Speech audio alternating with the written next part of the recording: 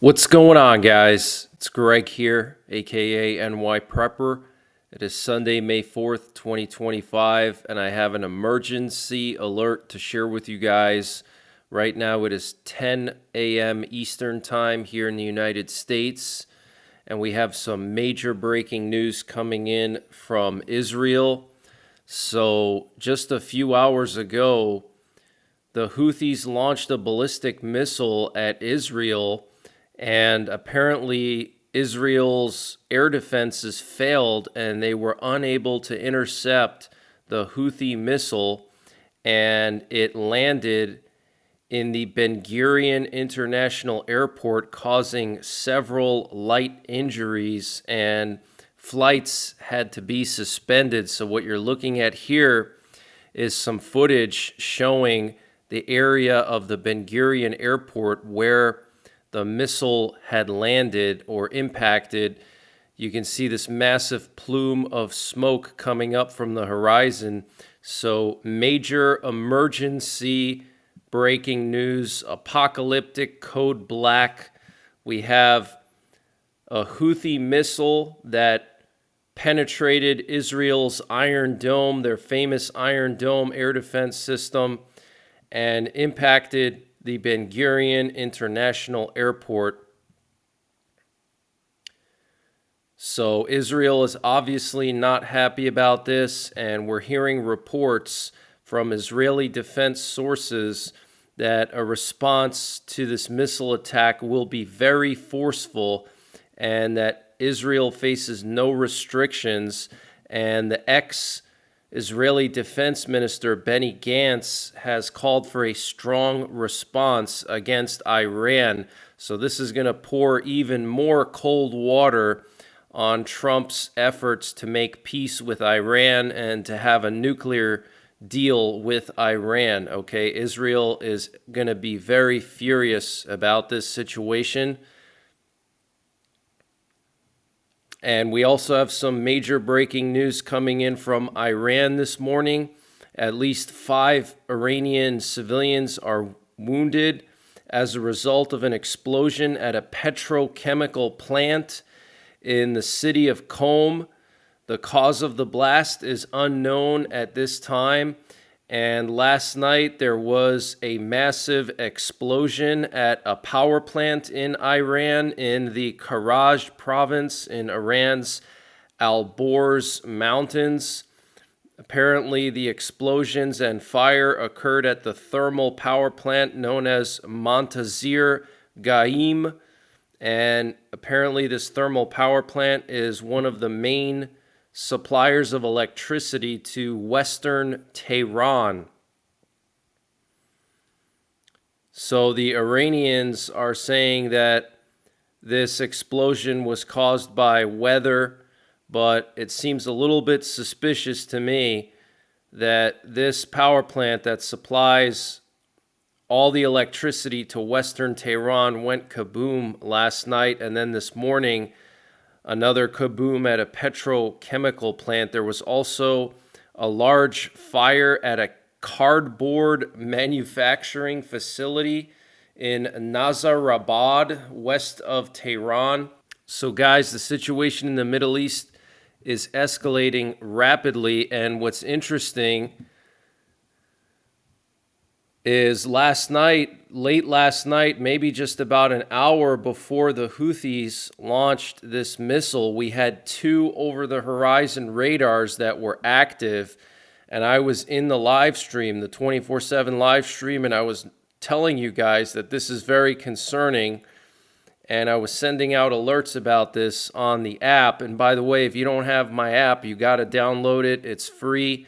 You can go to the Google Play Store, and there's also a link in the description to download it for Apple. Okay, so check the description down below.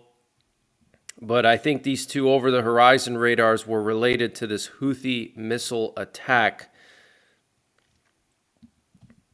And we also had some encrypted data on the primary Russian nuclear war frequency around the same time, known as the buzzer. Let me play this for you.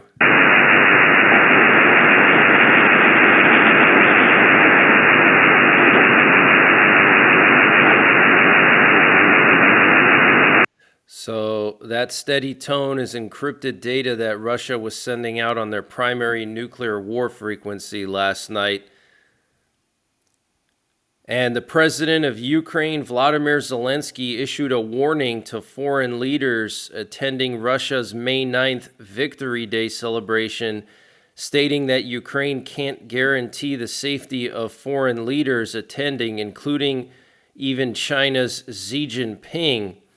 Zelensky also said that some governments have approached Kiev seeking safety reassurance while their delegations are in Russia for the Victory Day parade next Friday. So it sounds like a threat. It sounds like Zelensky is warning foreign leaders and telling them don't be there on May 9th. We cannot guarantee your safety. So it looks like Ukraine is going to launch some kind of an attack on Moscow, possibly on the Victory Day celebration, or potentially we heard that Russia is planning some kind of a false flag attack.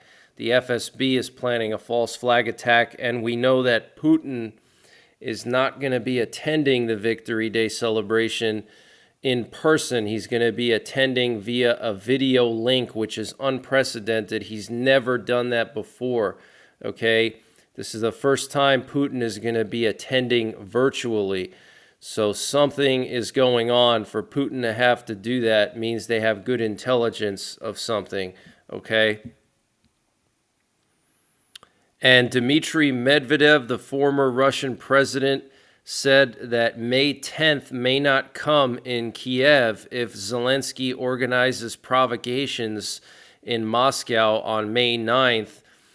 And Pakistan will use the full spectrum of power, including nuclear weapons, if attacked, according to the Pakistani ambassador to Russia. He warned that Pakistan is prepared to respond to any aggression, stating, "We in Pakistan will use the full spectrum of power, both conventional and nuclear." Wow.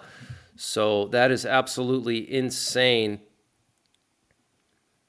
And the Mexican president, Claudia Sheinbaum, said Saturday she rejected an offer by President Trump to send U.S. troops into Mexico to help combat drug trafficking. Didn't I tell you guys that Trump wanted to send troops into Mexico, and he was building up all the forces on the border, the 10th Mountain Division, all of the cavalry regiments that came down from Fort Carson with the strikers, okay, and airborne forces. I mean, you don't move all that equipment to the border of Mexico for no reason, okay? So he wants to send special ops and potentially all those forces there, the cavalry troops, the heavily armed troops into Mexico to take out the cartels and go to war with the cartels.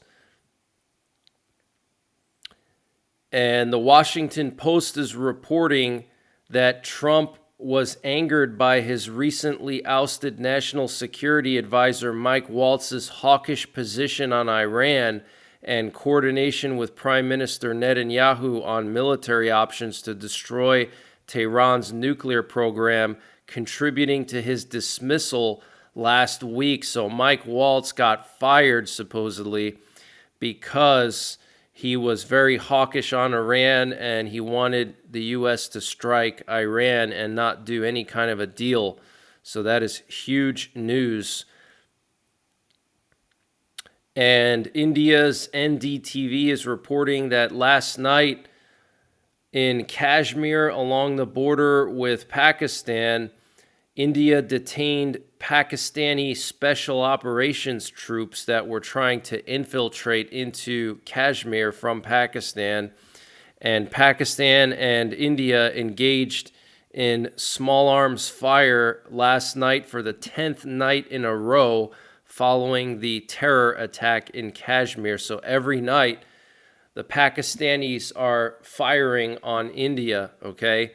And India is responding back. And the Chinese army did live fire drills in the Himalayas near the India-Pakistan border last night. Very interesting. So China is now making a statement. And Pakistan has closed all of its ports to ships with Indian flags. And Israel could launch a preemptive strike on Iran before the nuclear talks with the U.S. conclude, says U.S. security expert Dan Diker. And last night we had a very concerning situation over Syria. Both Turkish and Israeli fighter jets were both flying over Syrian airspace at the same time.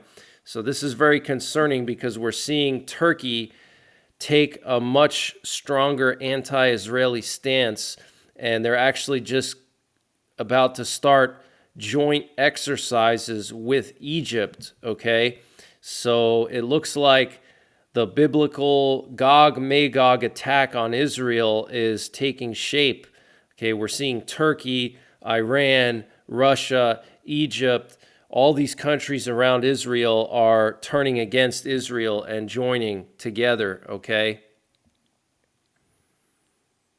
And Pete Hegseth, the U.S. Secretary of Defense, plans to visit Israel before Trump's trip to the Middle East, and the Israeli army is set to call up 60,000 reservists today. Wow, 60,000 reservists. Absolutely insane.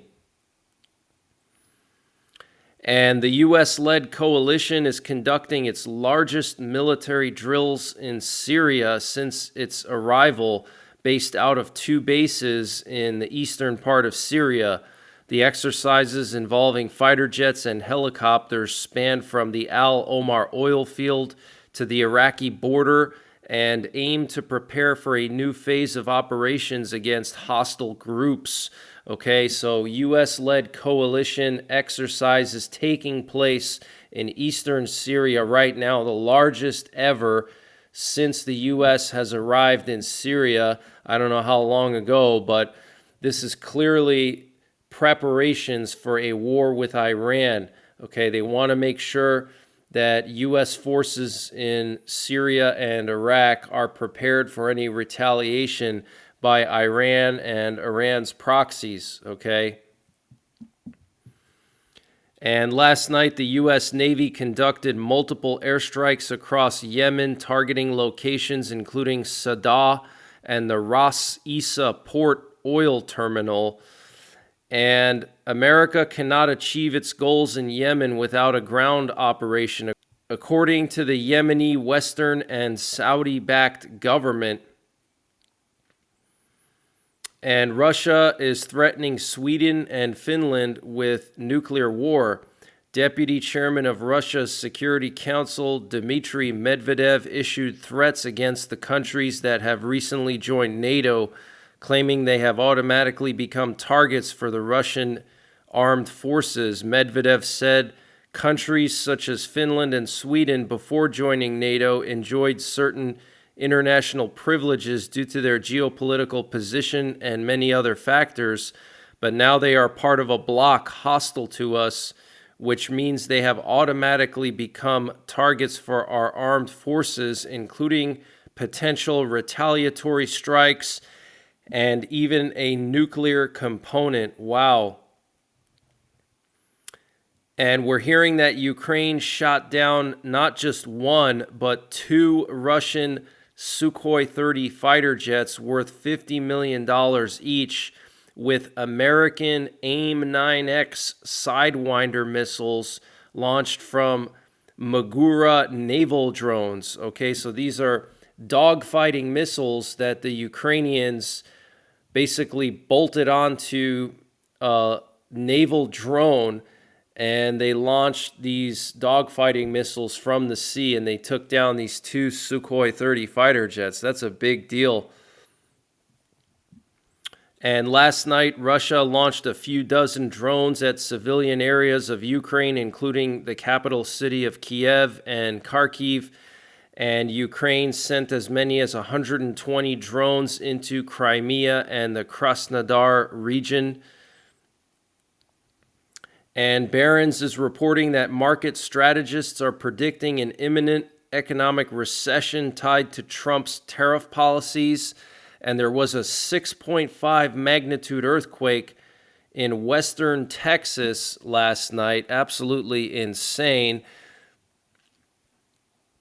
And what you're looking at here are 7 German Air Force planes with no aircraft registration information and basically no information other than call signs flying from various parts of Poland into Kaunas, Lithuania. Okay, 7 of these unregistered German Air Force planes, absolutely insane. Clearly preparations for a Russian invasion. And we know that Latvia and Lithuania and NATO are going to be hosting massive drills this month, the largest drills ever in Lithuania. 8,000 troops are expected to take part, including a large number of heavy artillery forces, hundreds and hundreds, potentially thousands of artillery forces will be taking part in this exercise. And here you can see 2 U.S. Air Force military cargo planes arriving in Ramstein last night.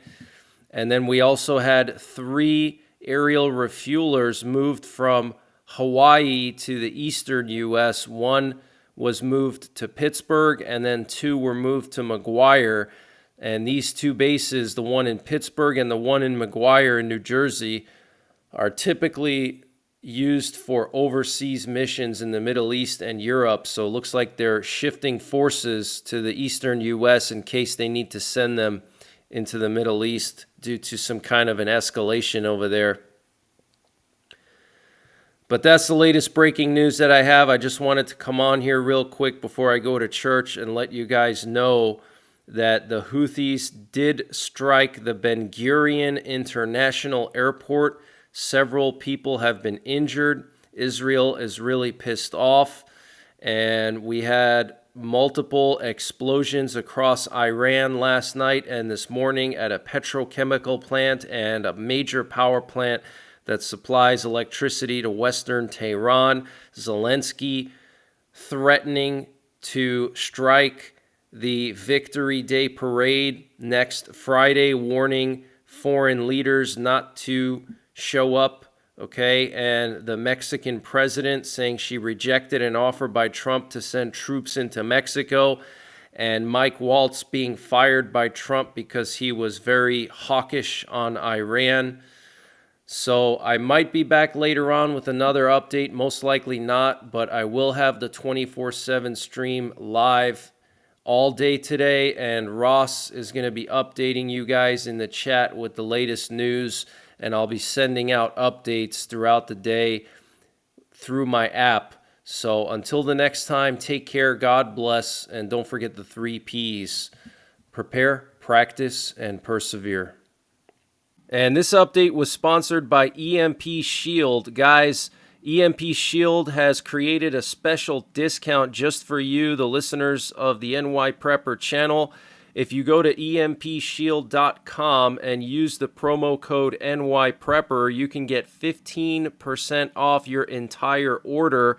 And why do you need an EMP Shield? Well, this is a special device to protect your vehicle, your RV, your solar generators, your radios from an electromagnetic pulse, which could be caused by a solar flare or potentially a rogue country like North Korea detonating an electromagnetic pulse weapon over the United States that's mounted onto a satellite.